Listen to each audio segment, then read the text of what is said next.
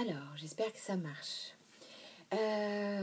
Aujourd'hui, bonjour, je vais encore une fois essayer de vous lire, parce que je crois que ça fait le 4e ou 5e enregistrement que j'essaye de faire, La Sainte Folie du couple de Paul Salomon, Apprendre à vivre ensemble, aux éditions du livre de poche. Et tout de suite, le chouette petit schéma sur les 7 étapes du couple. Voilà, et aujourd'hui, je vais vous lire le couple lunaire. Le 5e stade, le couple lunaire. Je suis féminin-masculin, tu es masculin-féminin et nous luttons toujours pour le pouvoir. Alors, Paul Salomon, alors déjà ce livre, oui, alors ce livre, ça doit faire 4-5 fois que je le lis. Donc je lis à peu près tous les 3 ans, quelque chose comme ça. C'est bien d'y revenir souvent. Et puis Paul Salomon est une thérapeute formidable et j'aime beaucoup son enseignement parce que c'est un enseignement socratique. Elle pose beaucoup de questions et c'est pas du prêt-à-mâcher. Elle a fait le travail avant nous, ça c'est sûr, mais elle va surtout essayer de faire progresser la personne et les personnes à leur vitesse. Donc j'aime particulièrement ce procédé. Alors, le couple lunaire, la sortie de la dominance. Elle commence par un vers de Nietzsche. Ô ciel au-dessus de ma tête, ciel clair, ciel profond, abîme de lumière, en te contemplant, je frissonne de désirs divins. Me jette à ta hauteur, c'est là ma profondeur. Est-il possible d'envisager une civilisation de l'homme et de la femme dans une relation de coopération ? La différence biologique et psychique peut-elle être vécue et comprise autrement que sous le signe de la peur, de la menace, de l'hostilité, de l'exploitation ? Nous sommes confrontés à une création nouvelle et brûlante de nos relations et de nous-mêmes. Existe-t-il un troisième terme, un au-delà du masculin et du féminin, un au-delà du bien et du mal ? Nous sommes enfermés dans une logique d'exclusion. Si je suis masculin, je ne peux pas être féminin. Pis encore, je ne peux que me poser en m'opposant, m'inscrire contre le féminin qui me menace. Est-il possible de se vivre dans une bipolarité, d'être une chose et son contraire, de circuler d'un pôle à l'autre, de vivre dans la tension des deux pôles, dans la richesse de l'ambivalence ? Le seul péché, n'est-ce pas justement de s'identifier à un seul pôle au détriment de l'autre, de se limiter à un seul type de réalité ? Dans la morale de la pensée dualiste, on prend bien soin de nous faire distinguer entre le bien et le mal, de nous culpabiliser sur le mal et de nous valoriser sur le bien. Nous aurons tendance à endosser facilement les vêtements du bien et à refuser les vêtements du mal. Ce que je suis sera le bien, le mal, je le réserverai pour l'autre. Je lui taillerai éventuellement un costume sur mesure pour endosser tout ce que je ne suis pas prêt à accepter sur mon propre compte. Autrement dit, si je me retrouve dans la situation de quelqu'un qui ne reconnaît chez lui ni la gourmandise, ni l'envie, ni la malhonnêteté, je vais trouver quelqu'un d'autre en face de moi qui va assumer tout cela. Nous avons vu que le compagnon est le support idéal de ces projections d'éjection. Je suis le bien, l'autre est le mal. Le masculin ou le féminin est le bien. Le féminin ou le masculin est le mal. C'est ce qui s'est passé pendant 4000 ans de patriarcat et de justification théologique de grandes religions monothéistes.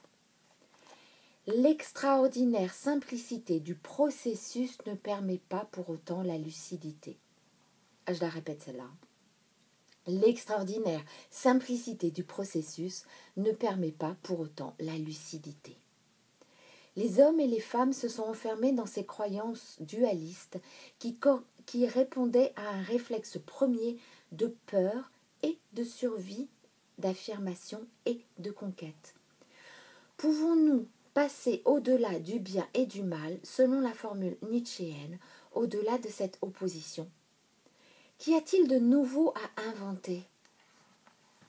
Ce qui fait mourir l'amour, ce qui rend l'intimité insupportable pour certains, c'est cette pression moralisante qui s'exerce de l'un sur l'autre, ce contrôle et cette aliénation de conscience.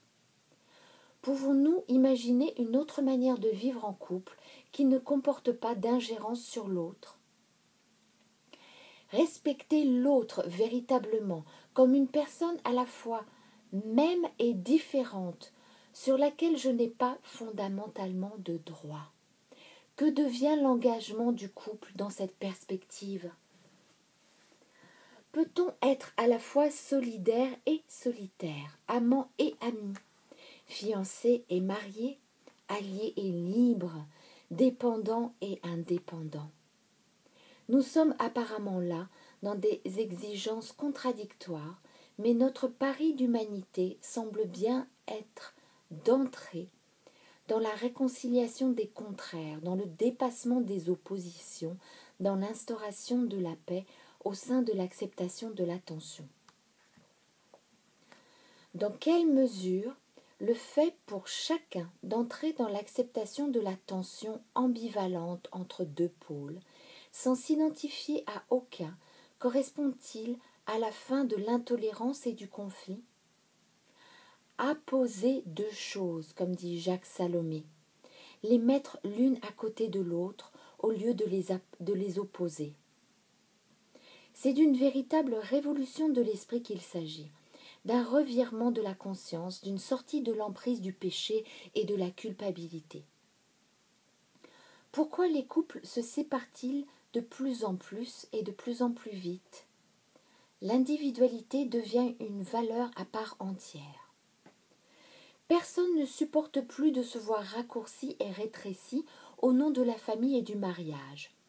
L'aliénation d'une personne à une autre est devenue intolérable, irrespirable. Tu me pompes l'air. Cette expression familière montre bien le besoin d'espace dans toute association. L'air du temps véhicule cette exigence et la popularise alors qu'elle était d'abord réservée aux artistes, aller jusqu'au bout de soi-même, quel qu'en soit le prix. Cette exigence est de l'ordre spirituel, même si elle n'est pas comprise comme telle. En effet, il s'agit plus ou moins souterrainement de ne pas abandonner en route le désir sexuel et de ne pas se couper de la possibilité de rencontrer l'exaltation et peut-être même l'élévation de l'amour. Car le sexe est la porte de l'amour, l'amour est la porte de la réalisation intérieure. Sexe, amour, lumière, même ceux qui n'ont jamais réfléchi à cette flèche de développement pour la poursuivent opiniâtrement, mettant en scène rencontre, fusion, séparation. Est-il possible de s'engager dans un couple et de ne pas perdre le feu du désir? Certains avancent la date de 4 ans comme fatidique, à l'attraction sensuelle des corps, d'autres donnent 7 ans. Quoi qu'il en soit, la mort du désir sanctionnerait toute relation engagée dans le temps et l'espace d'une cohabitation. N'y a-t-il pas des couples qui peuvent témoigner du contraire? Dans ce cas, quelle est leur recette? Le jardin du couple demande-t-il à être fertilisé pour produire des fleurs en toute saison? Je saute un passage pour arriver aux fameuses questions. La vraie question reste celle-là. Le désir s'accommode-t-il de la durée, de la répétition? La réponse passe par une autre question. De quel désir s'agit-il? Ne faut-il pas distinguer entre un désir de peau, un désir de cœur, un désir de partage, un désir de communion, le désir d'être désiré, désirant, et le désir de désirer? Avez-vous besoin d'être allumé ou êtes-vous créateur de votre désir? Qu'y a-t-il derrière cet appel parfois aveugle du désir? Quelle révélation propose le désir? Chaque être ne cherche-t-il pas à rejoindre une partie plus obscure, plus absolue ou plus vivante de soi, une partie encore non atteinte, non réalisé et parfois renié? Chaque être n'est-il pas engagé dans cette recherche inconsciente de son noyau le plus tendre et le plus immortel de son essence? L'autre est le prétexte, le catalyseur de cette rencontre, parfois foudroyante, de soi à soi. Voilà, tadadam, la sainte folie du couple, Paul Salomon, apprendre à vivre ensemble. J'espère que je n'ai pas trop bafouillé. Sans doute, vous allez avoir droit à un petit passage de La femme solaire. C'est un livre que j'aime beaucoup. Et puis, voilà, n'hésitez pas à faire passer au couple, autour de vous, à votre couple. Et puis, j'espère que ça vous a donné envie de le lire. Merci et puis, belle journée, à mardi prochain.